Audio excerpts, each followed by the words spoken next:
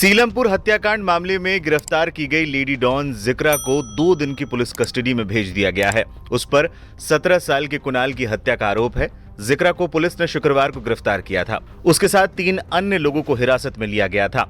गिरफ्तार करने के बाद पुलिस ने शनिवार को जिक्रा को कोर्ट में पेश किया। पुलिस ने कोर्ट में बताया कि अन्य आरोपियों को पकड़ने के लिए जिक्रा की कस्टडी की जरूरत है। इसके बाद कोर्ट ने उसे 2 दिन की पुलिस कस्टडी में भेज दिया है। पुलिस ने बताया कि जिक्रा के चचेरे भाई साहिल और दिलशाद ने कुणाल को चाकू घोंपा था। ये दोनों फिलहाल फरार हैं और पुलिस इनकी तलाश में जुटी हुई है। वहीं पूछताछ के दौरान जिक्रा ने पुलिस को बताया कि पिछले नवंबर उसके भाई साहिल पर लाला और शंभू नाम के 2 लोगों ने हमला किया था। ये दोनों कुणाल के दोस्त थे। उसने बताया कि उस वक्त कुणाल भी मौजूद था, लेकिन वो नाबालिग था, इसलिए उसका नाम एफआईआर में नहीं आया। जिक्रा और साहिल को लगता था कि कुणाल की वजह से ही साहिल पर हमला हुआ था और इसलिए वो उससे बदला लेना चाहते थे। अधिकारियों ने बताया कि जिक्रा जेल में बंद गैंगस्टर हाशिम बाबा की पत्नी के लिए बाउंसर के रूप में काम करती थी। पुलिस ने फरार आरोपियों को पकड़ने के लिए टीमों का गठन किया है। इसके अलावा सीसीटीवी फुटेज भी खंगाले जा रहे हैं और कई जगहों पर छापेमारी की जा रही है। पुलिस ने बताया कि न्यू सीलमपुर में गुरुवार शाम 7:30 बजे कुणाल की उसके घर के कुछ ही मीटर की दूरी पर हत्या कर दी गई थी। कुणाल पर उस समय हमला किया गया था जब वो अपने बीमार पिता के लिए चाय बनाने के लिए दूध खरीदने के लिए जा रहा था। अधिकारियों ने बताया कि कुणाल को पास ही स्थित जेपीसी अस्पताल में भर्ती कराया गया था, जहां डॉक्टरों ने उसे मृत घोषित कर दिया। कुणाल की हत्या की खबर फैलते ही इलाके में तनाव फैल गया और सैकड़ों स्थानीय लोगों और हिंदू संगठनों के कई सदस्यों ने शुक्रवार को प्रदर्शन किया और इस वारदात में शामिल अपराधियों की तत्काल गिरफ्तारी की मांग की। पुलिस के एक वरिष्ठ अधिकारी ने बताया कि मृतक के परिजनों ने दावा किया है कि जिस वक्त कुणाल की हत्या की गई उस वक्त वहां पर जिक्रा नाम की महिला मौजूद थी, जिसे इलाके में लेडी डॉन के रूप से जाना जाता है।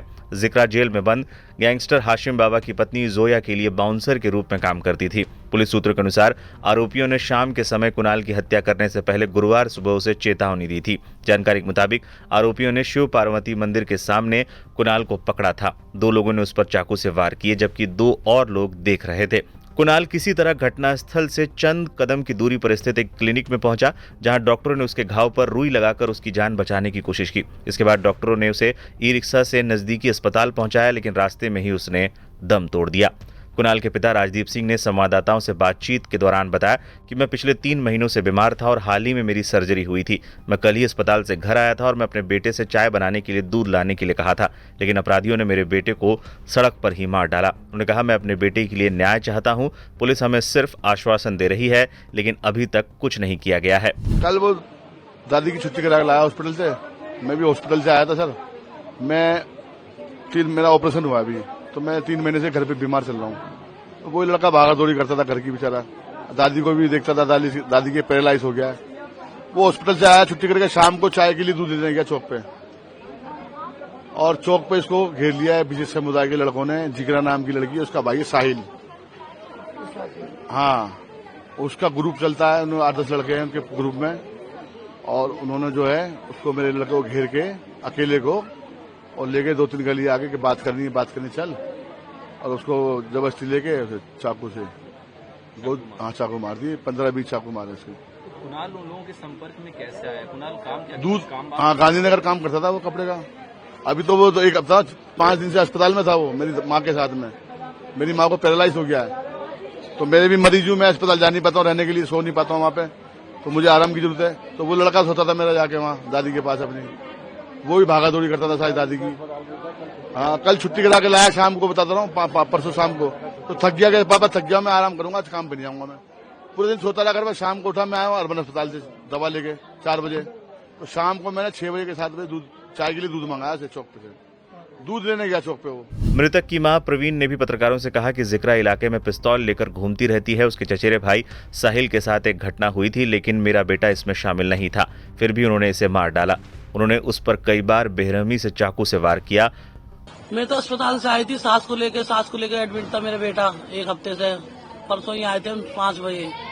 5 बजे उन्होंने कहा 1 घंटा आराम कर लो। वो बेटा बोला मैं नहा रहा हूँ मम्मी। वो थका हुआ था, वो अपनी थकान उतारने के चक्कर में नहाया। नहाने के बाद बोला मम्मी भूख लगी है, दूध मंगा लो, चाय और नाश्ता करेंगे, दूध और समोसे मंगा लो। मैं नहा के हटाया मेरा बच्चा, और दूध और समोसे की बात कर रहा था, वो लेने चला गया। 7 बजे गया, 7:15 बजे इसकी खबर आ गई है।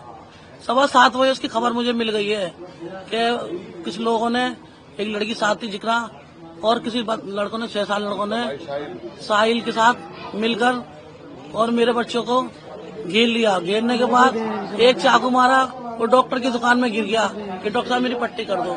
वो डॉक्टर को धक्का मारा, हाथ पे चलाई, उसको धक्का मार के निकाला और उसको बच्चे को डाल के नीचे चक्कुओं से रेत दिया। उसे पूरी चक्कू से गोदते गए जब तक उसकी जान नहीं निकल गई, सांस नहीं गई, जब तक उसे छोड़ा नहीं। मेरे बच्चे से कोई दुश्मनी थी, कोई दुश्मनी नहीं थी मेरे बच्चे से न मारी। मेरे बच्चे से पूछा था एक बार, मेरे बच्चे ने मुझे बताया था कि लाला से दुश्मनी थी उसकी, साहिल की। साहिल के भाई ने लाला को भाई को मारा था और लाला के भाई ने साहिल के भाई को मारा था। तो आपस में क्या था, वो बच्चा एक कास्ट का बच्चा था मेरा और पड़ोस का बच्चा था, पर मेरा बच्चा 16 साल का था, लाला 40 साल का। मेरे बच्चे का तो कोई कसूर नहीं था ना, कोई कसूर नहीं था ना मेरे बच्चे का। तो लाला के चक्कर में मेरे बेटे से पूछते थे लाला कहाँ है। मुझसे भी पूछा था ये सवाल, मुझसे भी करा था कि लाला को जिक्रा लड़की है ना, वो मुझसे कह रही, मुझे फोन नंबर दिया कि जैसे ही लाला आता है वैसे हमें खबर कर। मैं किसी की मौत नहीं चाहती थी, ना किसी का घर बनाना चाहती, किसी की माँ का लाल छीनना चाहती थी। मैंने नहीं बताया उसको कि लाला कहाँ है। पता था मुझे, पर मैंने नहीं बताया कि लाला कहाँ है। तो वो मेरी बेटे से पूछ लगी एक दिन कि लाला, बेटी से पूछा, कुछ लोगों को गली मोहल्ले के बच्चों से पूछा, किसी बच्चे ने नहीं बताया कि अपने मोहल्ले का बच्चा है, किसी की हत्या कराना। क्योंकि वो तो बच चुका था साहिल। लाला ने जब चक्कू मारे थे तो उसने लाला ने छुआए थे, खाली जान नहीं ली थी लाला ने जान नहीं ली थी, सिर्फ लाला ने चक्कू छुआए थे, तो साहिल बच गया था। साहिल ने कहा कि जैसे मुझे चक्कू लाला ने मारा है वैसे ही मैं लाला को मारना चाहता हूँ। लाला एक बार श्रीलमपुर के अंदर आया है, लाला को मैं जान से खत्म करना चाहता हूँ। तो उसी पर मेरे बेटे से पूछा गया कि कुणाल, तुझे पता है तेरे मोहल्ले का बच्चा है, तेरा कुछ लगता है, तेरा सगा है कोई? उसने कहा मेरा कोई नहीं है सगा, पड़ोस में रहता, मुझे नहीं पता वो लोग कहाँ चले गए, कहाँ नहीं चले गए। तो एक दिन मेरी बेटी को धमकी दी, वो लड़की थी ना, इसलिए। तो मेरे भाई से क्यों पूछते हो लाला का पता? मेरी बेटी ने बोला कि मेरे भाई से क्यों पूछते हो लाला का पता बार बार, तुम्हारा दुश्मन है, ढूंढ लो जाकर। मेरी बेटी ने कहा बहादुर है मेरी बेटी भी, लाला का पता तुम्हें खुद ढूंढ लो, तुम्हारा दुश्मन है लाला तो खुद ढूंढ लो, मेरे भाई से क्यों सवाल करते हो? उसी कारण मेरे बेटे को धमकी दी, मेरे घर पे भी घुसराने धमकी दी कि हम लाला नहीं आता, मोहल्ले के बच्चे को उठा लेंगे, मार देंगे।